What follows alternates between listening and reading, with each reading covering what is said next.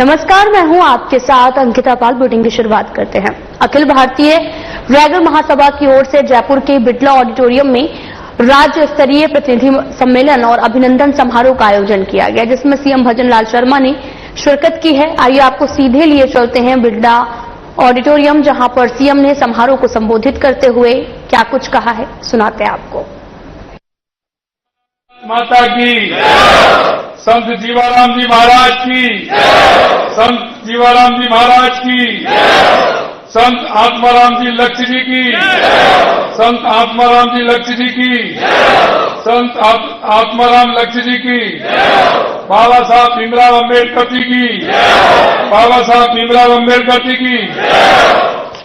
आज के इस अखिल भारतीय रैगर महासभा प्रतिनिधि सम्मेलन में कार्यक्रम में उपस्थित जिनको अभी आपने सुना, ऐसे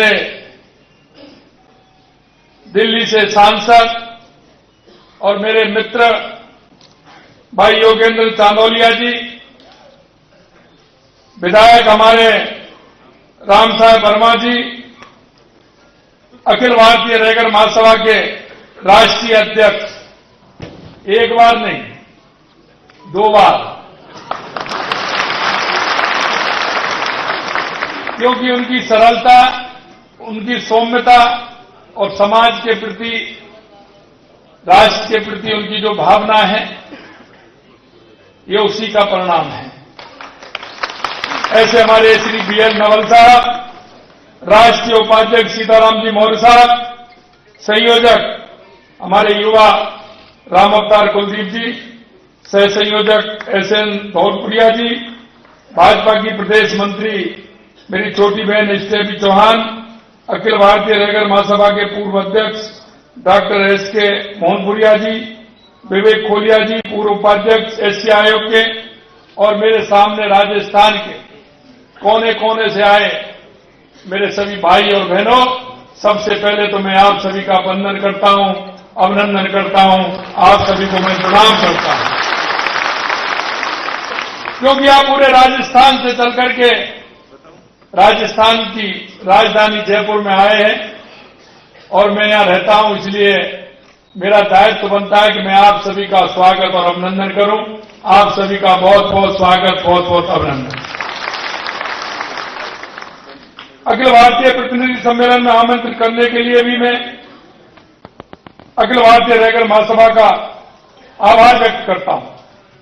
इस अवसर पर सम्मानित किए जा रहे विभिन्न क्षेत्रों के सफल व्यक्तित्व एवं राष्ट्रीय स्तर पर खेल उपलब्धियों प्राप्त करने वाले खिलाड़ियों को भी मैं बहुत बहुत बधाई देना चाहता हूं। आप ये हैं जो समाज और देश के तस्वीर बदल रहे हैं, और ये मैं ऐसे नहीं कह रहा, क्योंकि ये जो संगठन है ये आजादी से पहले बना हुआ है। 2044 का संगठन है, 1944 में बना हुआ संगठन है, आजादी से पहला बना हुआ संगठन है।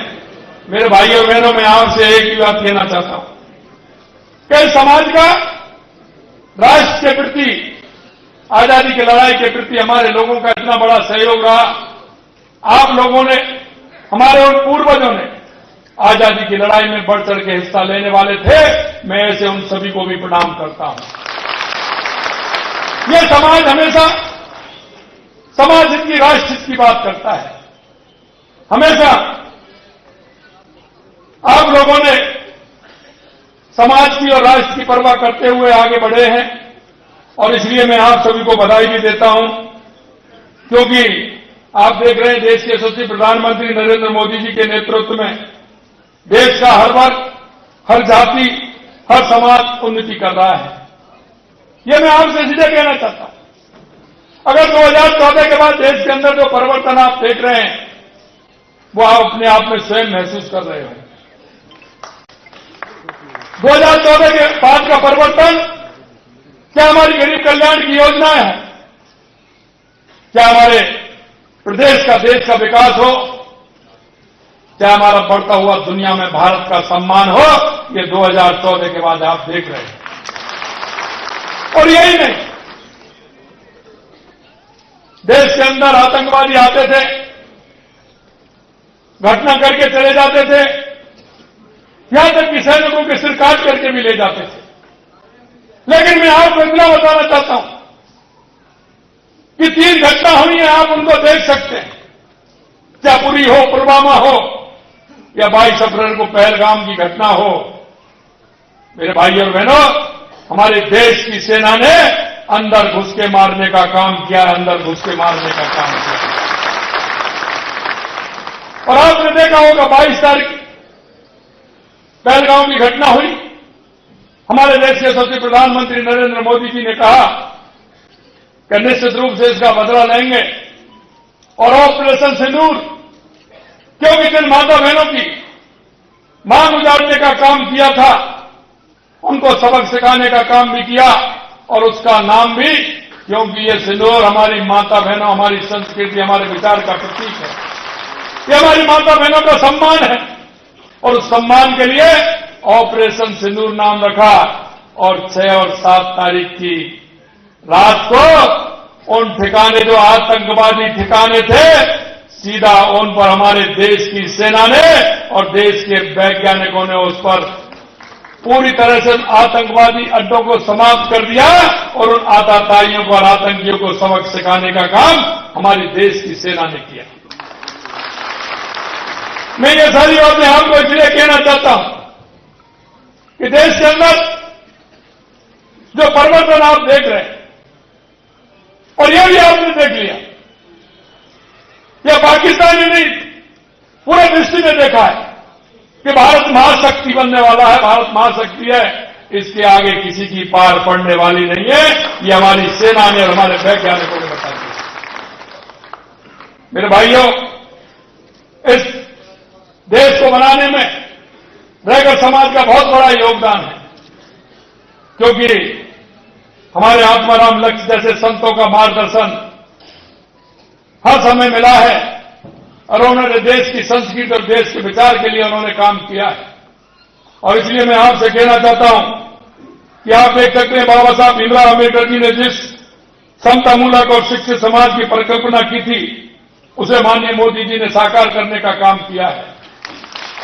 पहले सिर्फ गरीबी हटाओ के नारे लगते, लेकिन 2014 के बाद जितनी गरीब कल्याण की योजनाएं आई हैं, आप देख सकते हैं, उनके बारे में भी मैं आपको थोड़ा सा बताऊंगा। और मैं इतना भी कहना चाहता हूं, इस पावन अवसर पर भारत मां के महान सपूत, संविधान निर्माता भारत रत्न बाबा साहब को भी मैं नमन करता हूं कि उन्होंने हमारे संविधान का निर्माण किया। साथियों, इस देश और प्रदेश में ही नहीं, बाबा साहब को दुनिया भर में बहुत आदर से देखा जाता है। पिछले साल राजस्थान के लिए निवेश यात्रा के लिए मुझे लंदन जाने का मौका मिला। मैंने उनका किंग हेनरी रोड स्थित ऐतिहासिक अम्बेडकर हाउस का दौरा किया। निश्चित रूप से मैं अभिभूत हुआ।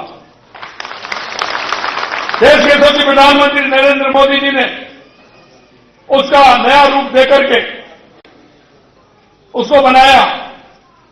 बाबा साहब की स्मृति में यह स्थान बाबा साहब डॉक्टर भीमराव अम्बेडकर से जुड़ी अमूल्य स्मृतियां, उनके जीवन के महत्वपूर्ण प्रसंगों और उनके द्वारा किए गए अद्भुत कार्यों का साक्षी है। जब मैं वहां गया तो मैंने देखा कि जिस तरह से बाबा साहब का एक एक जो कमरा था उसमें वो पढ़ते थे, जिसमें विश्राम करते थे, वो था रेलवे लाइन के बिल्कुल बगल में, पीछे वृक्ष था।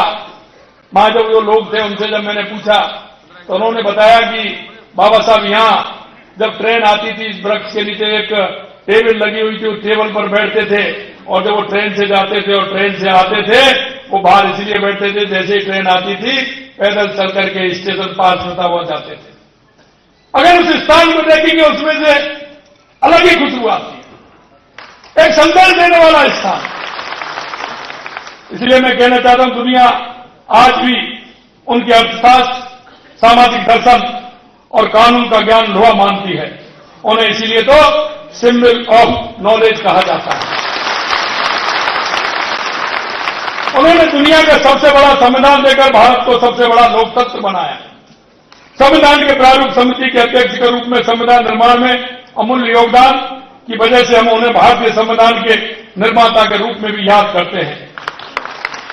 उन्होंने महिला सशक्तिकरण, श्रम सुधार जैसे हर क्षेत्र में उन्होंने महत्वपूर्ण योगदान दिया, लेकिन आजादी के बाद एक लंबे अरसे तक उन्हें सम्मान नहीं मिल पाया जो उन्हें मिलना चाहिए था। मित्रों, मैं कहना चाहता हूं, जिन लोगों ने बाबा साहब के साथ 4 दशक तक उनको कोई सम्मान नहीं मिला, जब केंद्र में भारतीय जनता पार्टी नीति सरकार आई तो बाबा साहब को भारत रत्न मिला, भारत रत्न मिला। क्योंकि वो लोग तो बाबा साहब की उस विरासत को मिटाना चाहते थे। चुनाव भी नहीं लड़ने दिया, टिकट भी नहीं दिया। अगर निर्दलीय चुनाव लड़ा तो उनको हराने का काम जिन लोगों ने किया वो आपको पता है। ये दुखद है कि जब डॉक्टर बाबा साहब अम्बेडकर जीवित थे तब तक उन्हें कोई सम्मान नहीं दिया गया। अफसोस की बात है कि जैसा मैं बता रहा 4 दशक बाद भी नहीं दिया। हमारे आने वाले पीढ़ी इस महापुरुष के कार्यों में जाने और उनके विचारों को समझे, इसके लिए हमारे यशस्वी प्रधानमंत्री नरेंद्र मोदी की पहल पर ही बाबा साहब अम्बेडकर के जीवन से जुड़े 5 महत्वपूर्ण स्थानों को पंच तीर्थ के रूप में विकसित करने का काम किया है। इन पंच तीर्थों में बाबा साहब की जन्मस्थली मऊ, दीक्षा भूमि नागपुर, महापरिनिर्वाण भूमि दिल्ली, चैत्य भूमि मुंबई और शिक्षा भूमि लंदन को इसमें शामिल किया गया है। और आपको मैं एक बात और कहना चाहता हूं, जिस दिन बाबा साहब ने संविधान का प्रारूप बना करके दिया था और उनको बना था प्रधानमंत्री नरेंद्र मोदी जी ने 26 नवंबर को बाबा साहब को सम्मान देते हुए संविधान दिवस के रूप में मनाने की शुरुआत की और बाबा साहब को देशवासियों की तरह से सच्चा सम्मान दिया गया। पहली बार आदरणीय नरेंद्र मोदी जी ने बाबा साहब के योगदान, उनके विचारों को सही स्वरूप में दुनिया के सामने रखने का काम किया। और आज भी आप देखते हैं, सबसे पहले जो मैं कहना चाहता हूं कि बाबा साहब की पवित्र भावनाओं के अनुरूप ये आगे बढ़ रहा है। 2014 में सत्ता संभालते ही बाबा साहब की विरासत और आजाद भारत को लेकर देखे गए उनके सपनों को साकार करने में कोई कसर नहीं छोड़ी। गरीब, वंचित, महिला उत्थान के लिए लगातार वो काम कर रहे हैं। बाबा साहब ने लिखा है कि इन चारों का उत्थान होगा तो हमारे देश का उत्थान होगा, हमारे प्रदेश का उत्थान होगा। उसमें उन्होंने कहा है कि हमारी महिला का उत्थान होगा तो हमारे देश का, प्रदेश का उत्थान होगा। हमारे युवा का उत्थान होगा तो हमारे देश और प्रदेश का उत्थान होगा। हमारे किसान का उत्थान होगा तो हमारे देश और प्रदेश का उत्थान होगा। अगर हमारे गरीब का उत्थान होगा तो हमारे देश और प्रदेश का उत्थान होगा। इसलिए मैं कहना चाहता हूं कि हमने 4 जातियों में देश के यशस्वी प्रधानमंत्री नरेंद्र मोदी जी ने, तो बाबा साहब ने कहा है, उसको प्रारूप देने का काम किया है। इसलिए मैं आज आपसे इतना ही कहना चाहता हूं कि चाहे हमारी राजस्थान की सरकार हो या हमारी केंद्र की सरकार हो, हम युवा, महिला, किसान, मजदूर, गरीब, उनको लेकर के हम काम कर रहे हैं। और मैं ये भी आपको कहना चाहता हूं कि लगातार हमने जिस तरह की योजना बनाई है, चाहे हमारी पेंशन योजना हो, चाहे हमारी पालनहार योजना हो, ज्यादा मैं करूंगा तो समय ज्यादा लगेगा। और आपने देखा होगा, पहली बार विमुक्त घुमंतु और घुमंतु समुदाय के कल्याण के लिए दादू दयाल घुमंतु सशक्तिकरण योजना का काम किया, जिसके लिए 60 करोड़ रुपए तो उनके खर्च किए, लेकिन उनको लगभग 26,000 लोगों को पट्टे देने का काम, जिनके पास कोई स्थान नहीं था रहने के लिए, ये भी हमारे राजस्थान की सरकार ने किया। कहीं उनको रहने के लिए स्थान नहीं था, वो अपना मकान नहीं बना सकते, वो इधर उधर घूमते थे। इसलिए मैं ये भी कहना चाहता हूं, डॉक्टर भीमराव अम्बेडकर निजी विश्वविद्यालय जयपुर के तहत Ambedkar institute of constitutional studies research की शुरुआत भी हमने की गई है। हमारी सरकार द्वारा प्रदेश में अनुसूचित जाति, अनुसूचित जनजाति, ओबीसी, कमजोर वर्ग, दिव्यांगों को संबल देने का काम भी हमने किया है। मैं आपको इतना ही कहना चाहता हूं, बाबा साहब भीमराव अम्बेडकर के पंचतीर्थ भ्रमण यात्रा का भी हमने कार्यक्रम बनाया है, जिसमें जाकर के उनके देश में जो हमारे स्थान है उनको जाकर के देख सकते हैं और उनसे जुड़ सकते हैं। अंत में मैं इतना कहना चाहता हूं, अखिल भारतीय रैगर महासभा ने कुछ मांग मेरे सामने रखी।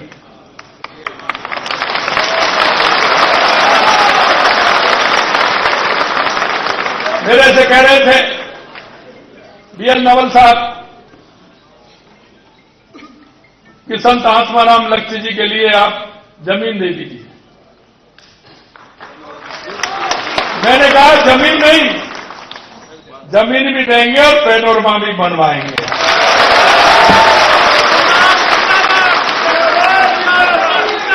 क्योंकि हमारे ऐसे संत जिन्होंने इस देश की संस्कृति, देश की विरासत, हमारी सनातन विचार को लेकर के उन्होंने काम किया है। मैं ऐसे संत आत्माराम जी लक्ष्य जी को प्रणाम करता हूं, नमन करता हूं। उनका संदेश सभी जगह जाए, इसके लिए पैनोरमा बनवाया जाएगा। कुछ जगह उन्होंने स्थान और बताए मेरे को कि वहां भी आपको कुछ जमीन देनी है, जिससे कि आने वाली हमारे युवा पीढ़ी का उसका लाभ मिल सके। उनके लिए कुछ ऐसी संस्था, हॉस्टल बना सकें जिससे कि वो अपना छात्रावास बनवा सकें, जिससे वो अपना ठीक प्रकार से शिक्षा ग्रहण करते हुए आने वाली पीढ़ी को भी दिशा दें। और वो एक जो लक्ष्य मन में सोचा है उन्होंने आगे बढ़ने का, उन्होंने जो लक्ष्य देश और राष्ट्र की सेवा को समर्पित होने का काम वो कर सकते हैं। मैं वो भी कहना चाहता हूं कि जहां आप आवश्यकता समझोगे, जहां आप बताओगे, वहां वो भी हम करेंगे। क्योंकि ये समाज हमारा ऐसा समाज है कि हमेशा राष्ट्र के हितों से जुड़ा हुआ है और राष्ट्र हित से जुड़ करके आप काम करते हैं। मैं अंत में इतना कहूंगा आपसे, मेरे भाई और बहनों, इस देश की राजनीति की जो दिशा थी आजादी के बाद, वो दिशा भटकी थी। मैं आपको इतना ही कहना चाहता हूं, देश के यशस्वी प्रधानमंत्री नरेंद्र मोदी जी ने मजबूर कर दिया है देश के उन राजनीतिक दलों को और राजनेताओं को कि देश की सेवा करिए, देश की जनता की सेवा करिए। इसके लिए उन्होंने उनको भी मजबूर करने का काम किया है। और मैं आपसे यही कहना चाहता हूं कि हम हर व्यक्ति की, युवा, किसान, महिला, मजदूर, हमारी सरकार जो लक्ष्य को लेकर के चलती है, बाबा साहब भीमराव अंबेडकर जी के अंत्योदय को लेकर के चलती है। हम आपको विश्वास दिलाते हैं कि लगातार हमारी सरकार, ये डबल इंजन की सरकार, हमारी केंद्र की और राज्य की सरकार, आपके हितों को ध्यान रखते हुए समाज का अगर कोई इसी तरह का काम आएगा, निश्चित रूप से सरकार के द्वार खुले हुए हैं। आप आइए और अपने लक्ष्य के लिए आगे बढ़िए और पूरी तरह से काम करिए। मैं आज पुनः, क्योंकि मेरे को पता है 1944 की संस्था और 1944 की संस्था आज जिस रूप से काम कर रही है, मैं निश्चित रूप से अध्यक्ष जी को और उनकी टीम को बहुत बहुत बधाई देता हूं, धन्यवाद देता हूं। और आप सभी को भी धन्यवाद देता हूं कि एक साथ आप सभी के दर्शन का लाभ मुझे मिला, इसलिए आपको भी धन्यवाद देता हूं। आज क्योंकि मेरे को बीकानेर जाना है, कल सीएम साहब का कार्यक्रम है, थोड़ी में समय की जल्दी है, नहीं मैं आपके बीच में बैठता, कुछ और बातें भी सुनता, कुछ मिलता। कई लोग मेरे देख रहा हूं मैं, कुछ परिचित हैं, मित्र हैं, भाई हैं, बहन हैं। मेरे को थोड़ा सा समय का अभाव है, इसलिए मैं इतना ही कहना चाहूंगा कि हमेशा सरकार के द्वार आपके लिए खुले हुए हैं। आइए और हम सब मिलकर के हमारे राजस्थान को कैसे आगे बढ़ा सकते हैं, हमारे देश को कैसे आगे बढ़ा सकते हैं, बाबा साहब भीमराव अम्बेडकर के रास्ते पर चल करके हम दुनिया में हमारे भारत को एक मजबूत भारत और विकसित भारत, उत्कृष्ट भारत बनाने में और फिर राजस्थान बनाने में हम सबका योगदान हो। इसी आशा और विश्वास के साथ आप सभी को पुनः धन्यवाद। जय हिंद, जय भारत, जय राजस्थान। तो वहीं राज्यपाल हरिबाऊ बागड़े से बुधवार को राजभवन में संघ लोक सेवा आयोग की सिविल सेवा परीक्षा 2024 में देश भर में 91वीं रैंक हासिल करने वाले दृष्टिबाधित मनु गर्ग ने मुलाकात की है और राज्यपाल ने मनु गर्ग की सराहना की, उनसे सभी को प्रेरणा लेने का आह्वान किया। उल्लेखनीय है कि 8वीं कक्षा से ही नेत्र बाधित होने के बावजूद सिविल सर्विसेज परीक्षा में मनु गर्ग ने टॉप 100 में जगह बनाई है। मनु को ब्रेल लिपि नहीं आती है, परंतु वह टेक्नो फ्रेंडली है। तकनीक का सहारा लेकर आम छात्र की तरह उन्होंने अपनी पढ़ाई पूरी कर ये सफलता पाई है। राज्यपाल ने उनकी सफलता पर यह भी कहा कि यदि हौसले हो और चुनौतियों से मुकाबला करने की इच्छा शक्ति हो तो कोई भी लक्ष्य बड़ा नहीं होता।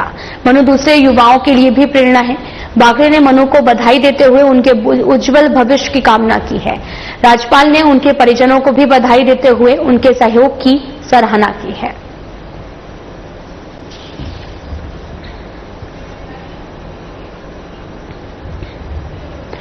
प्रधानमंत्री मोदी के आगमन से पहले बीकानेर पहुंचे केंद्रीय मंत्री अर्जुन राम मेघवाल मंत्री ने जो है वो पत्रकारों को संबोधित करते हुए कहा कि प्रधानमंत्री नरेंद्र मोदी कल नाल हवाई अड्डे आएंगे और वहां से देशनोक करणी माता मंदिर दर्शन कर 103 अमृत भारत योजना अंतर्गत निर्मित रेलवे स्टेशन का उद्घाटन कर एक नई रेल बीकानेर बांद्रा को हरी झंडी दिखाएंगे। उसके बाद पलाना में जनसभा करेंगे। प्रधानमंत्री जहां जाते हैं वहां विकास के द्वार खोलते ही हैं। याद दिलाएं कि 8 जुलाई 2023 को नौरंगदेसर में उन्होंने कहा था कि 9 रंग भरेंगे, वो रंग भरे जा रहे हैं। उसके बाद सोलर का विकास कार्य इतनी तेजी से हुआ, रोड का लोकार्पण करके गए थे, जिसमें कितनी बड़ी सुविधा भी हुई है। देखिए, प्रधानमंत्री जी कल आ रहे हैं, नाल एयरपोर्ट पे आएंगे। उसके बाद वो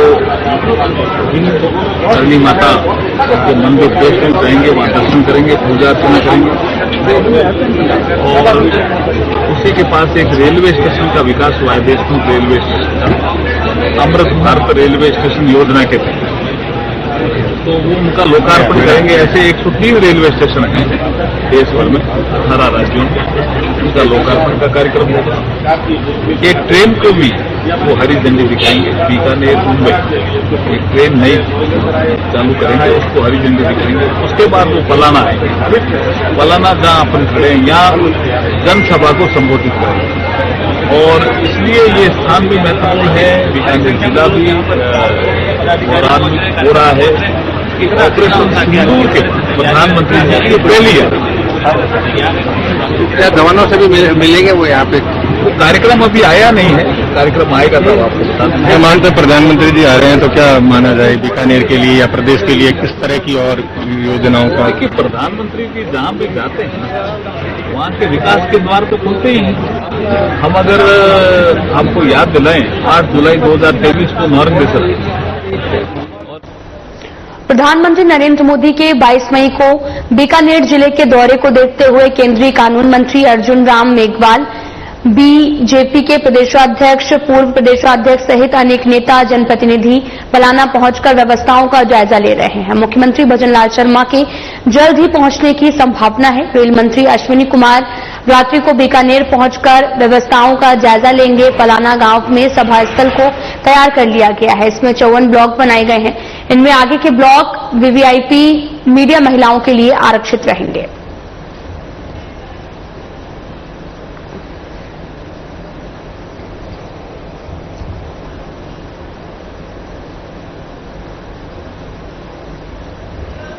राजस्थान के अन्य जिलों की तरह जोधपुर कलेक्ट्रेट को भी अब बम से उड़ाने की धमकी मिली है। इस तरह की धमकी मिलने के बाद में कलेक्टर में सनसनी भी फैल गई है। ईमेल के जरिए दी गई धमकी में आज 3:30 बजे कलेक्टर परिसर को उड़ाने की चेतावनी के बाद पुलिस प्रशासन के साथ गुप्तचर एजेंसियां पूरी तरीके से सक्रिय हो गई हैं।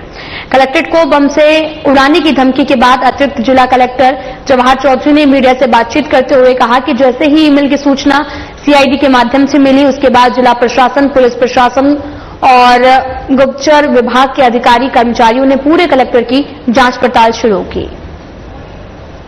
हमारे को सीआईडी ऑफिस से एडिशनल एसपी साहब ने मेरे को बताया कि साहब इस तरह का एक मेल आया है जिसके अंदर जोधपुर कलेक्ट्रेट के अंदर बम होने की और 3:30 बजे का टाइम बताया वगैरह। तो उसके बाद तुरंत पुलिस है, बीएसएफ है, सीआईएसएफ है, रेलवे प्रोटेक्शन फोर्स है, सीआईडी है, हमारी थानों की पुलिस है, सारे लोग डॉग स्क्वाड वगैरह सारे संसाधनों के साथ पहुंचे। अभी इसकी पूरी जांच चल रही है पूरे कलेक्ट्रेट में, पूरी बिल्डिंग की। अभी तक तो कुछ पाया नहीं गया, लेकिन पूरे विजिलेंट है और पूरा ध्यान रख रहे हैं और पूरी जितनी सावधानियां इसमें बरतनी है वो बरते हैं। और ये खबर कहां से मिल रही है इसकी भी पुलिस जांच कर रही है। लेकिन सर अब तक कई कलेक्टर का उड़ाने की धमकी देकर उड़ाया नहीं गया, इसका मतलब जीतल धमकी है या आप उसको मान के? फिलहाल बुलेटिन में इतना ही। नमस्कार।